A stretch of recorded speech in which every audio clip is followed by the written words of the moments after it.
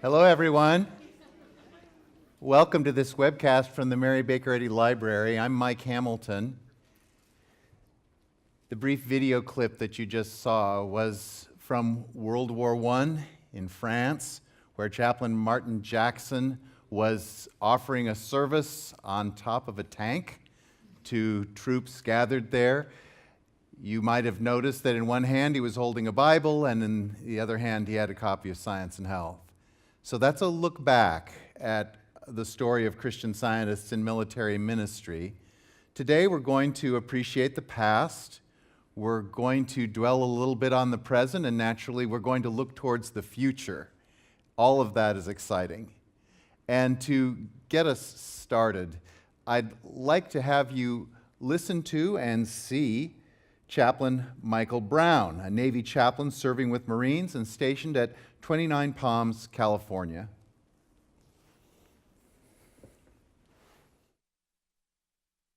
Hello, my name is Michael Brown, and I'm a chaplain and lieutenant in the United States Navy. It is my privilege and honor to welcome you to this celebration of 100 years of the Christian Science Military Chaplaincy. I currently serve as a command chaplain with a battalion in the United States Marine Corps. You might ask, what's a Navy chaplain doing in the Marine Corps? Well, the Navy Chaplain Corps serves not only units within the Navy, but also the Marines and the Coast Guard and even the Merchant Marines. I'm often asked in this capacity how Christian Science informs my role as a chaplain, or what it is like being a Christian Scientist in the Navy Chaplain Corps. In a sense, the answer to this is the very reason I am providing a video introduction instead of being there with you myself. I am currently deployed to the Middle East in support of operations in several countries.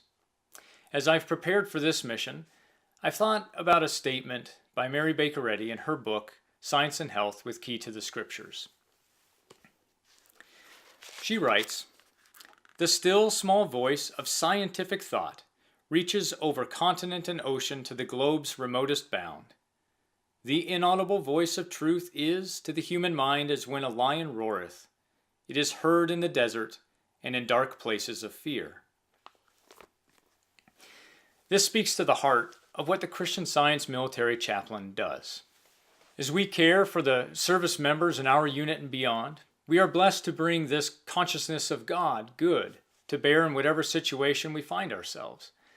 My unit now faces some aggressive claims of the human condition, to include war and terrorism and the devastating effects that these have on communities and nations. And my church has sent me here to bear witness to the higher law of God and to see the healing and saving power of Christ at work in all of these challenges. To know that this work has been supported by our church for 100 years is both humbling and exciting, and I'm grateful to be part of it. Thank you for joining with us in this celebration. Thank you so much, Michael. The Mary Baker Eddy Library and its collections holds materials about the history of the Chaplain Corps, but the story of the Chaplain Corps is not really just the story of the past. As I've said, it's the story of today and looking ahead into the future. We're now going to hear a little bit about someone who was a wonderful pioneer in chaplaincy work, from Kim Chouette. Kim is a former Army chaplain and author of 2 books, Christian Science Military Ministry, 1917 to 2004, and The Wartime Diaries of Chaplain Richard H. Chase. Kim is going to talk to us a little bit about Chaplain Chase. Following my career in the chaplaincy, I wrote a history of the Mother Church's military ministry, which began, as we're hearing, in 1917. In the course of writing that book, I learned about Richard Chase's impressive World War II experience and his record. In the course of doing more research about Chase, I discovered he kept diaries about his combat.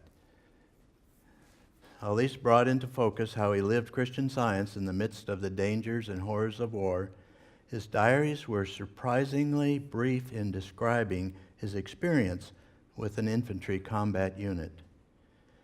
Beyond describing his chaplain duties, they contained very little analysis, commentary, or metaphysics. Why, I asked myself. As I discovered more about Chase's practice of Christian Science, it began to make sense. I believe Chase was endeavoring to write down only what would have been necessary for his records, and thereby make an effort to minimize any memory of the horrors of war. He would have been constantly praying to understand God's loving presence and protecting care for everyone. And we know from his records that he was able to effectively minister to all those around him. He, along with 25 other Christian Science World War II chaplains, were selected by the Mother Church from the ranks of established Christian Science practitioners. Chase was so dedicated to the cause of Christian Science that he entered the public healing practice soon after graduating from college, from Williams College. Next slide, please. He excelled at Williams College in academics and athletics. His outstanding capabilities were soon recognized, and he was selected to become the Committee on Publication for Rhode Island. It could be said Chase was especially prepared and willingly accepted the call to be a Christian Science chaplain. Next slide, please. By the end of the war, he was one of the most widely known World War II chaplains. He was featured in articles in national magazines, Life, Saturday Evening Post, and the Christian Herald, and as well as appearing on a national television program after the war. He was highly decorated, especially for a chaplain. Despite his fame, Chase rarely spoke of his World War II experiences, and in later years, most were completely unaware of the remarkable record of this humble, quiet, unassuming, and confident man. Chase's service began with assignment to the 1st Infantry Division and chaplain basic training. It wasn't long, next slide please, it wasn't long before he was sent into combat in North Africa. You can see on the map the places the infantry division went, with Chase included. They invaded North Africa, fought eastward, and defeated Rommel and his troops with the British, fighting alongside the British. And then the unit went through Sicily and liberated Sicily. Chase was on board for the D-Day invasion in France. In the upper left-hand corner of your picture, they fought through France, Belgium, and into Germany. This was the first of the North African campaign was the first of 7 campaigns and 29 months in combat for Chase, involving some of the most significant battles of World War II. Next slide, please. Chase was with the men when they landed here in Algeria. Chase did not minister exclusively to Christian scientists, but cared for the religious needs of all his troops and also supported their morale. In particular, in North Africa, this involved the unusual responsibility of collecting and burying the dead. Writing letters to families of fallen soldiers was constant. It's easy to understand how challenging this would have been for Chase. But he was able to meet this stress through Christian Science and continue to provide an uplifting ministry to his troops. It was during this time that Chase rescued a wounded soldier from under fire, which won him the French Croix de Guerre, and his own commanders acknowledged his admirable fulfillment of his duties. Next slide, please. He wrote back to the Mother Church, to the Committee on Publication office, the accomplishments of the 1st Infantry Division. But still, in all of these accomplishments, he reflected some on war in this same letter, and I'll like the next slide, please. I will read to you what he wrote back to church headquarters. The longer I continue in this fray, the more convinced I become that our primary need is for more right thinking. We do not wish to have this war end in a victory for mechanics, but in a victory for God, a spiritual victory.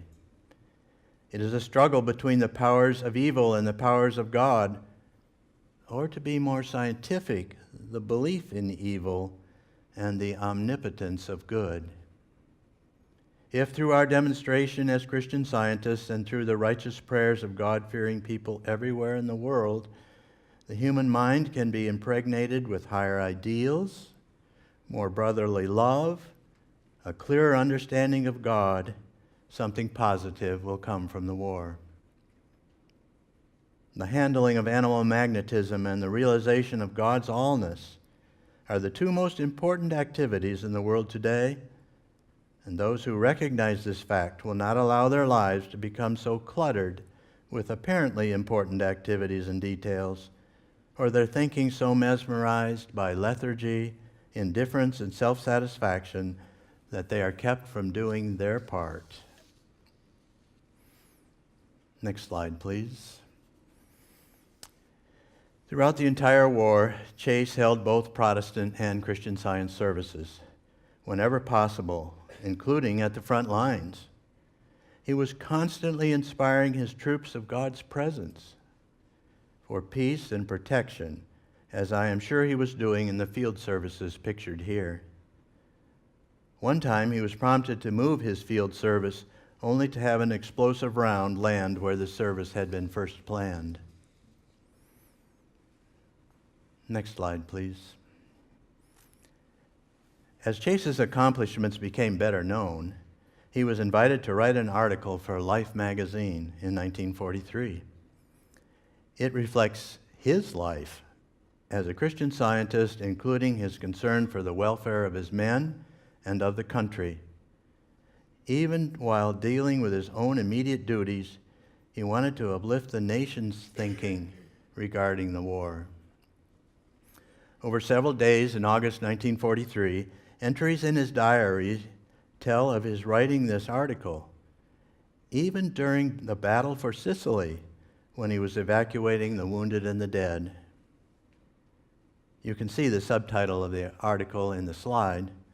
A fighting Army chaplain tells what happens to men's moral values in the stress of battle. He tells of his being pinned down by enemy fire and how he and others turned to God in prayer.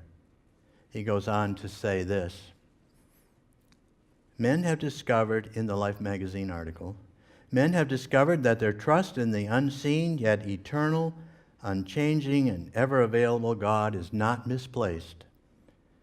The dependence of these men on God has comforted them in sorrow, directed them in danger, shielded them from destruction and harm, healed them of sickness, helped them find their proper niche in the army, giving them a peace that is independent of outward circumstances. Next slide, please. Upon the liberation of Sicily, the 1st Division was sent to England for training for the invasion of Europe. D-Day arrived, as we know, on June 6, 1944, and Chase wrote this in his diary: weather lovely, sea choppy. Landing on our beach was hot. Heavy bombardment of the cliffs to help cover the landings. Could see burning tanks, vehicles, and boats on the shore. Was supposed to land at 1900 hours, but the time schedule was moved up. Watched the proceedings from the deck of our LST, which was 2 miles offshore. And importantly, read and prayed for the success of the invasion for the rest of the day. A last-minute transfer saved Chase from making the landing with his commander on a boat that was blown up. His commander was rescued after 4 hours at sea, in the sea. Next slide, please. After landing the next day, Chase immediately began ministering to his troops again, including holding Protestant services in Normandy, as shown in these pictures. And the next slide on that, please. They're the two pictures. 2 months later, Chase gave the first American Army service in Germany. And the homecoming slide, please. In March 1945, after 29 months of combat, Chase returned to the United States and headed home on leave to his family. Can you imagine? His son told me, Richard Chase Jr., about that day when they went to pick up Dad at Fort Devens in Massachusetts. It was exciting, joyous, and emotional for everyone, the son said. Next slide, please. Chase welcomed news of Japan's surrender. It moved him deeply, as seen in this August 14th, 1945 diary entry. Did odd jobs that consumed my entire day, he wrote. After supper, I learned that Japan had accepted the surrender terms. Great rejoicing, celebrations everywhere. Eleanor and I talked on the telephone. No cell phones in those days. I did not know whether to cry or to shout. Although I went to Major Wilcox's party later in the evening, I left soon because not what I could take. It did not suit my feelings or my tastes. Victory seemed very sober to me. I wanted to get on my knees and thank God, and I did. I have a great deal to be grateful for, and so have all right-minded peoples. Guardhouse and hospital visits. In other words, back to duty. He returned from the war with more conviction that the Christ power is the only answer to the world's needs for peace. He was determined more than ever to help the world learn of the healing and saving power of Christian Science. In 1953, the Christian Science Board of Directors asked Chase to head up the armed services ministry of the church, and he willingly accepted. Over the next 18 years, he developed an innovative system for Christian Science Military Ministry, moving forward what had begun in 1917. In 1972, Chase was still attentive to servicemen. He wrote a timely article in the Christian Science Sentinel when GIs were coming home from Vietnam, entitled, Annulling the After Effects of War. It recorded how he healed his own case of stress and disturbing images that sat upon him after returning home. His clear testimony is valid today and shows a way of healing the after effects of war for everyone. He remembered the help he received from Christian scientists back in England just before D-Day. The helper wrote this. Told Chase this, Dick, if you want to get out of the war, get the war out of you. And Chase went on to write, I was now awakened to see that I had much more praying to do to realize God's allness. What my friend said helped to bring my objective into focus. It showed me that I could reach my objective only as I recognized and proved the fatherhood of God and the brotherhood of man. Only as I realized the all-pervasiveness of divine love. More clearly than ever before, I saw that the conditions I had been accepting as real and frightening were not made by God, and so were fictitious in nature. They existed only as illusion because all that was made is spiritual and perfect, the reflection of God. Therefore, understanding that I lived as man really does in the midst of God's goodness, I had nothing to fear and everything to love and enjoy. This realization brought my healing. It provided the final uplift needed to annul completely the after effects of war. Next slide, please. This shows the article that he wrote in the May 20th, 1972 Christian Science Sentinel. I do recommend it. So now you can see, from beginning to end, Chase was devoted to practicing Christian Science. This is the kind of service by the Mother Church's military ministry which we've come together today to celebrate. Thank you.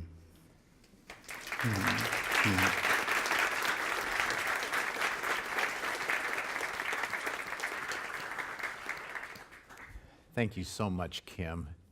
We're now going to hear from two other former chaplains via video, Scott Preller and Sandy Sandberg. Scott is a former Air Force chaplain, and Sandy is a former Army chaplain. Listen with me and watch this brief clip. I knew that if I were to go into the military as a chaplain, I would probably end up in Vietnam. And sure enough, I did. Fear was the big thing there, to handle the fear and help people feel a sense of peace, a sense of security, not in the weapons, not in the armor, not in the body armor, but really in the realization that they were there representing the qualities of moral courage, of honesty, of integrity, and learning to love their neighbor as themselves, including the enemy. What would you say was the impact of your ministry while you were on active duty as a chaplain? I think back, as we all do, I think to moments, just individual experiences. Yeah. I was in the chaplaincy different time than you were. I was in a time where we weren't at war. Yeah. And but I was a chaplain at a basic training base. There were all these basic trainees. They come in, they're so scared. They go, they're being yelled at, being trained. And we had this candlelight service on Christmas Eve. Mm-hmm. And we talked about in that service about how when Jesus came into the world, the message that was heard was on earth peace, goodwill toward man. And this was this huge basic training chapel. So we had about 2,000 people at this service. And I looked out at these faces and to see the glow of the candlelight and the tears on the faces and it being reflected in those faces. And you could feel, it wasn't that people were feeling a sense of just, oh, I'm sad to be here. They were feeling a sense of holiness. I mean, we came together. It transcended. It did. Transcended the loneliness and became something else. Exactly. And it's moments like that Wow. that I think, this was really worth doing. This was special. Yeah. How about you? The moments that I felt probably most needed and most useful were in those moments when nobody else wanted to be there. And that was usually when it was a next of kin notification. Somebody had died, to sit down with a family and pray with them and support them and care for them during that time. There's a statement Mrs. Eddy makes in Science and Health. She says, "Blessed is that man who seeth his brother's need and supplieth it, seeking his own in another's good." And that really was what it was at the heart of this desire. And I know it was for you too, to want to help people through those rough times and not leave them where that thing found them, but to be able to lift them up and help them move forward. And really, God is at the center of doing that. This concept that nobody yearns for and prays for peace more than a military person, because they're right there. Yeah. And to remember that, yes, sometimes you have to do things because you're ordered to do them, but your heart's desire is for peace. And so you don't lose that sense of humanity. You don't lose that sense of what you really most want in life, and that is that sense of peace and love. Yeah. I really believe that one of the things that I was able to help influence was that bringing that sense of balance of morality and spirituality to bear with these guys in a way that they wouldn't have had it any other way. Yes. And that really did make a difference. We've heard Scott and Sandy look back for a moment to their experiences. Now we're going to welcome Chaplain Maya Dietz to talk about her experiences. Maya is an Army chaplain stationed in Hawaii. It's a great privilege to be the person representing the current chaplain corps. I have one set of experiences, and it's a great privilege to serve with the other chaplains that I serve with. And I'm going to ask them to stand. I know you're in here, so if you are currently serving active duty or reserve, I invite you to talk to them afterwards. You're going to get a very different set of experiences, gifts, and they're really an amazing group of people to be working with. So I'm ready. So the first thing they asked me to do was talk about what a chaplain does. If you were to sort of see it on paper, this is kind of what it would look like. I don't think a chaplain would really answer this way. They would say something much more poetic. Something like we nurture the living, we care for the wounded, and we honor the fallen, right? You hear that a lot. Or you hear in the Army, we bring God to soldiers and soldiers to God. So, this is sort of the resume of what we do every day, but I think chaplains now and probably always would use the language of calling. God nudged me in this direction and prepared me for this work. So it's a real sense of I'm in service to God. So they would use the language of calling and service, serving God's will and the needs of the people that I've been called into this unit to serve. So day to day, this is kind of what we do, but there's sort of this higher thing. And in a nod to what Scott said about what you remember as moments, I'm going to show you some pictures of what that looks like. Next slide. So I think the most important thing that we do is we help people build kind of on the rock, right? We're helping them learn those truths. So this is me doing a field service, looks a little different. And here's a field chapel, which is nice. If anyone knows Alex Cook, it's a mural that I now carry. Some like generals and commanders have a flag that they put up when they're there. You know where I am, because I always have this mural that says, "You are loved." And I really love having it. It gets all kinds of comments. It's not a sentiment that's real common. I'm now in infantry, but it gets people thinking. So first, helping them build on the rock of truth. Go ahead. We do a lot of training, and the way I think about this is really trying to let wisdom shine. And I'll tell just quick one story. I was asked to participate in an event for soul care for women. And I was coming back from the field. I got home at like 8 o'clock at night, and it was the next day, and I got this call, and they were like, "We want you to do this thing tomorrow." And I was really annoyed. I like to prepare, didn't feel very organized, and so my first thought was, I'm just going to take something I've already written. That's about as much effort as I want to put into this. And I looked for like an hour, couldn't find it. So then I said, okay, God, what do I need to be talking about tomorrow? And an incident came up to my mind, but it was something that I learned a lot of different things about. So then I had to say, okay, but what about that? What about that do people need to hear? And so I sort of focused on one thing, and I wrote this thing. It didn't take me very long, and I got up. I knew nothing about what I was walking into. And it turned out I was the last of sort of 6 or 7 people that were giving these vignettes. And what I said, what I'd written, was the perfect sort of culmination of what everyone else had said, right? So that divine wisdom, when we listen to it, really speaks to people. So here's sort of different environments. This picture is me with a 3-person team up on the DMZ in Korea. So I get to go all over the place. Quite exciting. Okay, next slide. We do a lot of things that we get to go into intimate moments in people's lives, and I really love it.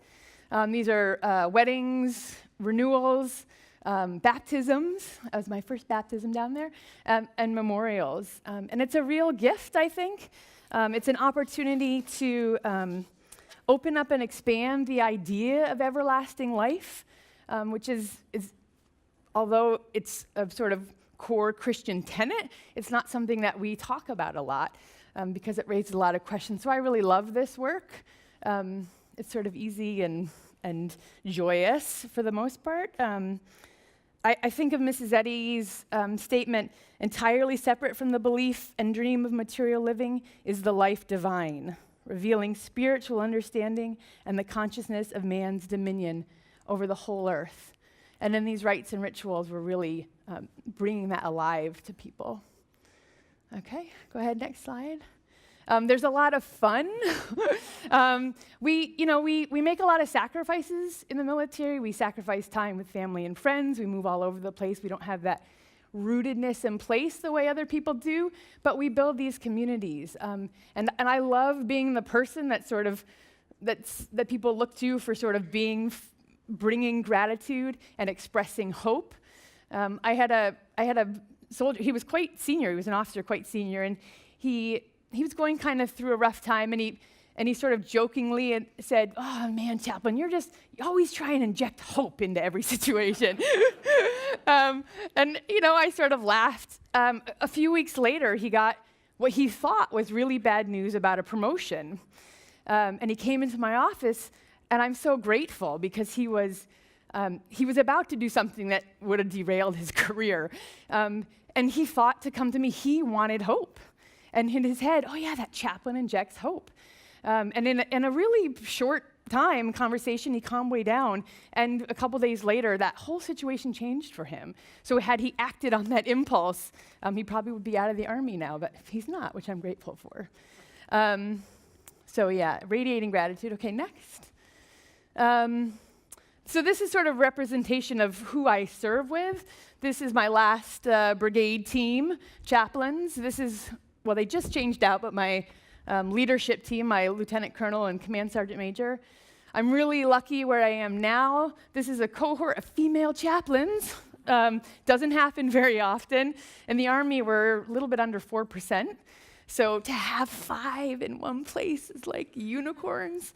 And I love it. It's really a neat community to have. She's a Marine rabbi, Air Force, and Navy. So it's a fun kind of mix across community to sort of build. And we all have different roles and gifts, and I've really learned to appreciate that as I go. Okay, Spirit. Next slide. It's dangerous work. And the Chaplain Chase talks about it, and I think every chaplain who's served will talk about really having to spend time praying about protection. I'm right now in a field artillery unit. This is me in a Humvee. That's me in a helo over the DMZ. I love that part of the work because it is something that almost everyone who serves thinks about. And we are a natural sort of place for them to turn about, how do I know I'm going to be safe? And we can respond to that really easily. And, almost every psalm talks about that. So it's a really great way to turn them to Scripture. And then the last one there, slide. We experience all the same kind of joys and sorrows that our soldiers do. So I got married on the 19th, and on the 20th went off for 13 weeks of Army training, right? So bye, family. I had my second child, and at the time the Army only allowed 6 weeks of leave, and I had no other leave.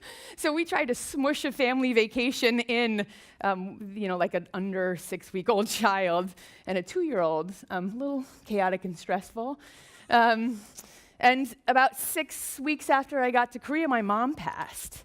And I've been so grateful for how much I've learned about love from all of those things that happened to us.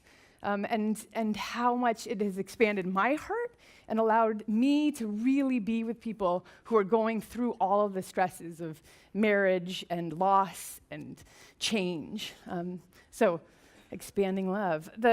So those are some quick moments of what happened, kind of what it looks like. Go ahead. The other thing they asked me to talk about was sort of the challenges that are facing, I think, chaplains at the moment. The first is there's been a real decline in sort of biblical literacy, right? So people don't read their Bibles at home with their parents anymore. Very few people are attending church as they come up. And so when you get them at like 18, 19, 20, it's not the same as it was sort of during Chaplain Chase's time. There isn't that spiritual formation that has happened. It doesn't come to mind to like, oh, I'm going to go to church if I need something. That's just not part of the consciousness so much with the young men and women who are coming in. So that's a challenge because we're chaplains.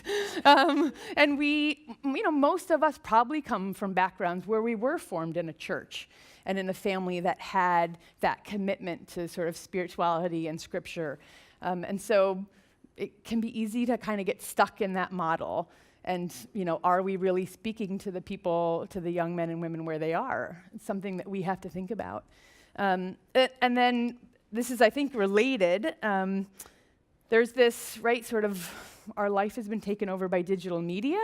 And so a lot of these people are formed in this digital age of constant false reality, right? You see these reports about people getting depressed when they look at social media because they think, their friends' lives are great because they only put up the great stuff. And my life isn't like that, right? And so it creates this, like, what's wrong with me sort of problem. It's not real, but that's what they're looking for. And also, if you tell them something that they don't like, they can just hop on social media or they can hop on the internet and they can find someone telling them what they really want to hear. So they don't, that could be perceived as a challenge to this sort of stuff that says, you got to step back from the culture that you're in. You might have to be a counter voice to some of that. So it's a challenge for us. We have to compete in a whole bunch of echo chambers of sort of false narratives. The last bit here, I think, is sort of always a part of it, right? There's this shifting diversity. The military services have always been sort of wrestling with the diversity that is in the US. But as an example, the Army at least just released a new list of categories that people could choose for religious preference, and it went from 100 to 210. 210. It's huge. So, can I be an expert? Can I serve? Will I know how to do all of that? Well, no, right? So how do I start navigating the diversity of what people believe and what they want? And that can be a real challenge, especially if you come from a place whose theology is quite rigid. There's only one path. So it's an interesting challenge for the chaplain corps. There's an increasing emphasis on sort of, if there's a problem, diagnose it, right? Send them to the doctor, send them to psychiatrists, and then treat it. There's less interest in sort of stepping back and letting people sort of grow through their problems. Fix it, move on. So that can be a challenge, I think, for the chaplain corps, which is really well placed to help people in that journey of growing, but in a time where the military really needs to move fast.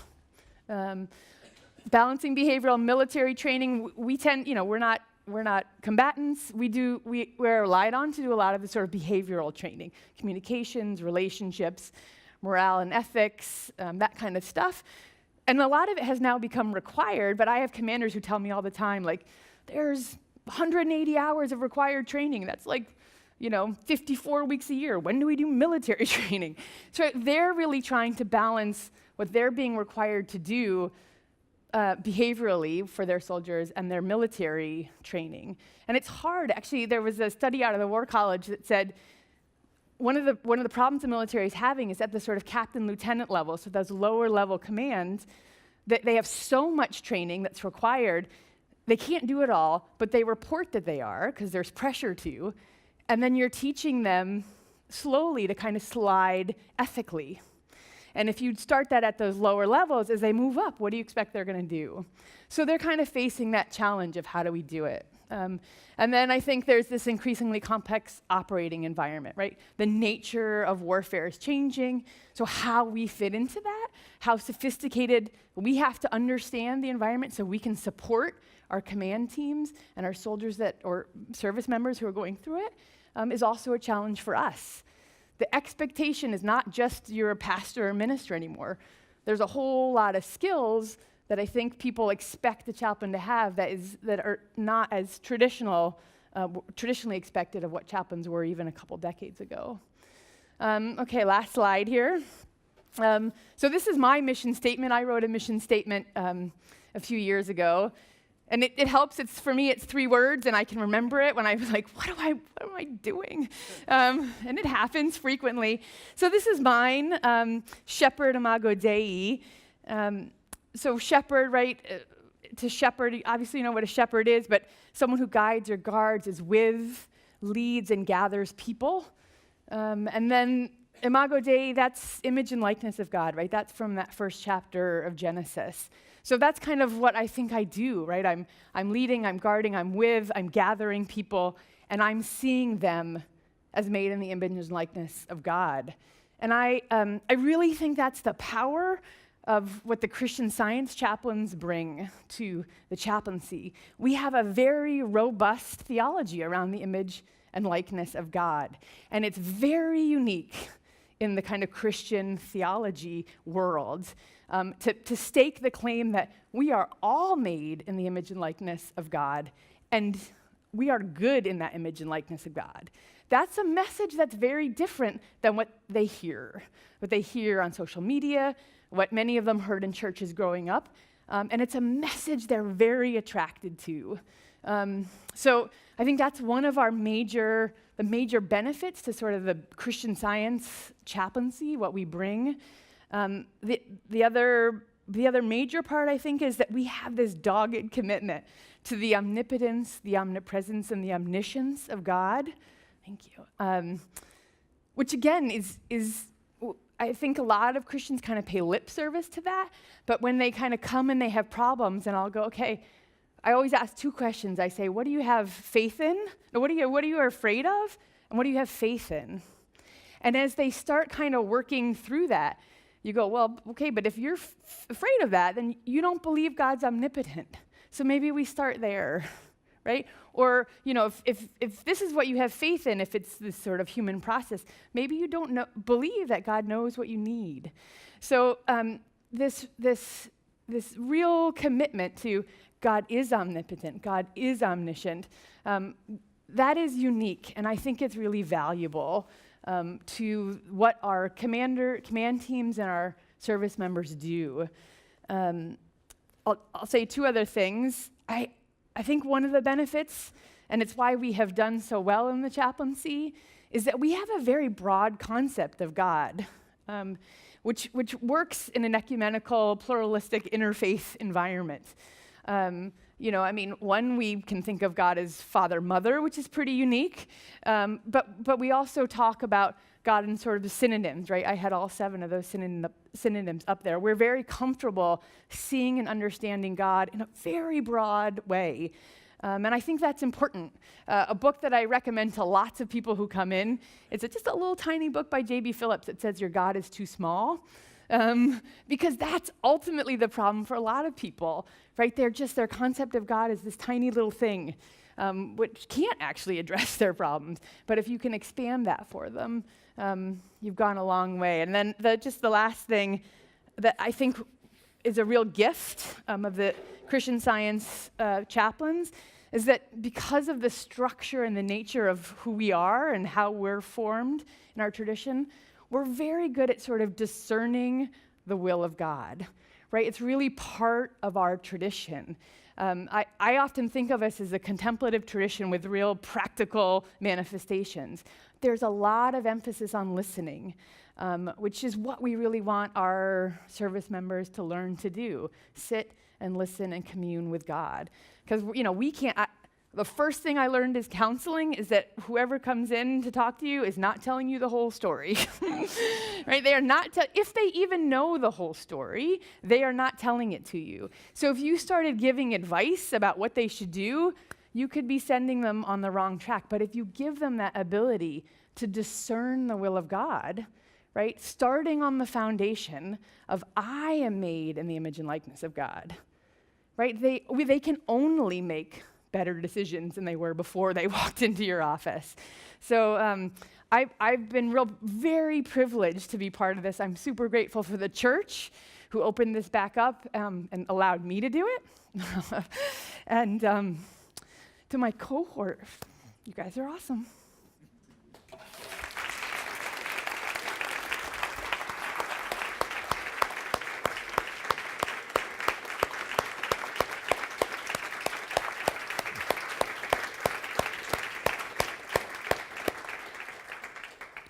Thank you, Chaplain Maya Dietz. We're going to now hear from Kelsey Lyon by video. She's a chaplain candidate in the U.S. Air Force, so looking ahead to a career in chaplaincy.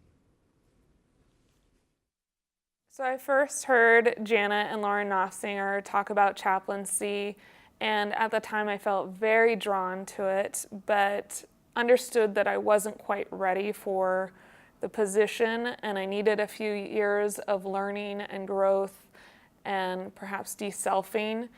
And then a couple years ago, I was reading through the New Testament and really felt Jesus's statement to follow him.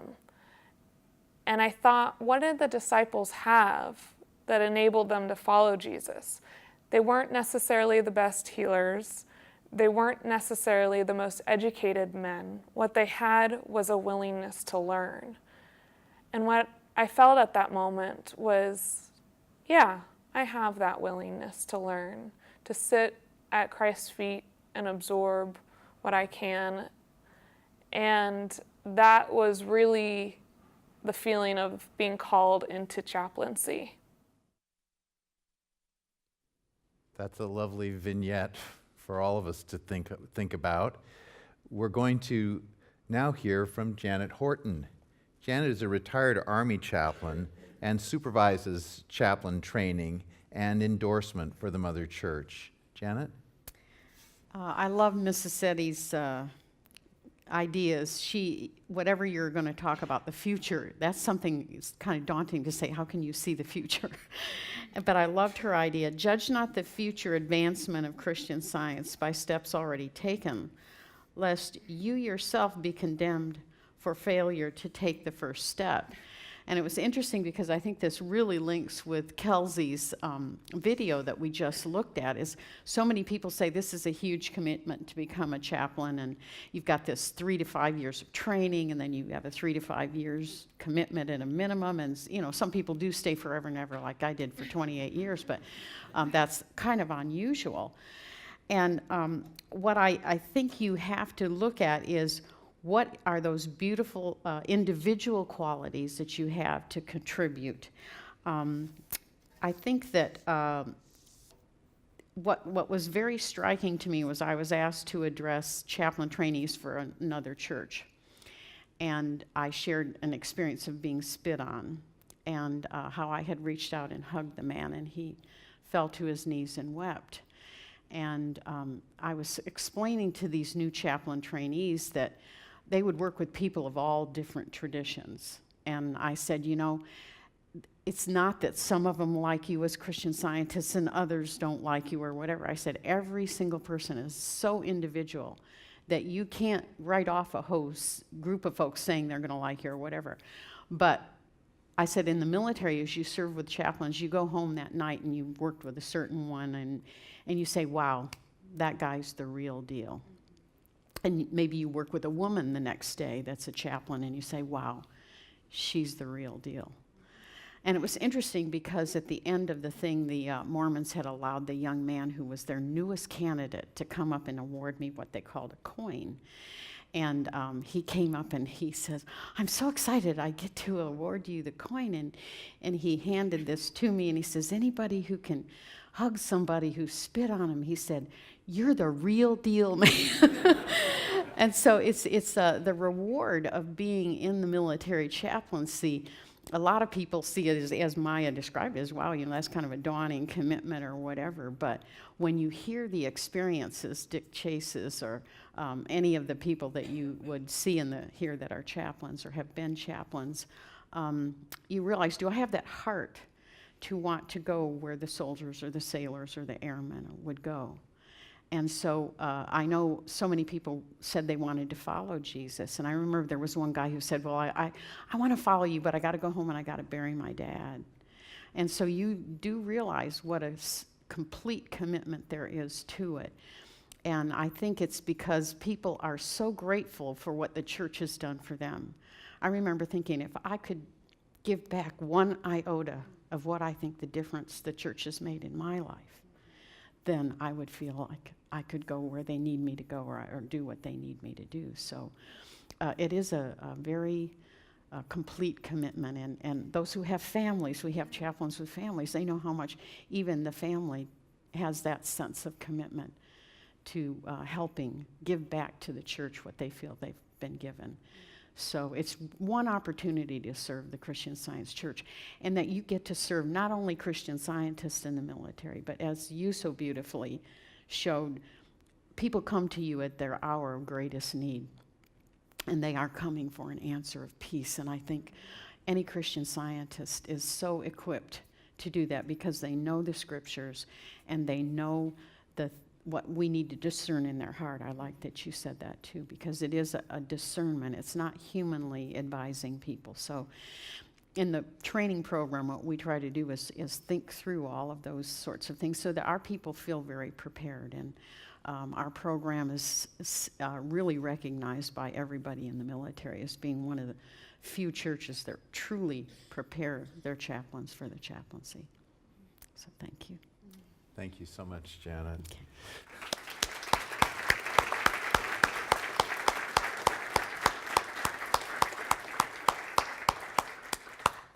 There's a lot more that we could do and say today, but we've come just about to the end of our time together. I want to thank you all for coming, and for those who are joining us on the web for listening. I had just a couple of things that occurred to me today from the Christian Science Bible lesson this week that I thought maybe were particularly applicable. And of course, we heard a little bit about asking some penetrating and important questions, and here's one from Romans: who shall separate us from the love of Christ? And then the response: I am persuaded that neither death nor life, nor angels, nor principalities, nor powers, nor things present, nor things to come. Is he going to keep on going? Nor height, nor depth, nor any other creature shall be able to separate us from the love of God, which is in Christ Jesus our Lord. I think that's been precious to many people of many faiths, and certainly precious to Christian Scientists and to those who serve as chaplains and those they minister to. As I think also these words from Science and Health by Mrs. Eddy: one infinite God good unifies men and nations, constitutes the brotherhood of man, ends wars, fulfills the scripture, love thy neighbor as thyself, annihilates pagan and Christian idolatry, whatever is wrong in social, civil, criminal, political, and religious codes, equalizes the sexes, annuls the curse on man, and leaves nothing that can sin, suffer, be punished, or destroyed. Thank you all so much for coming today.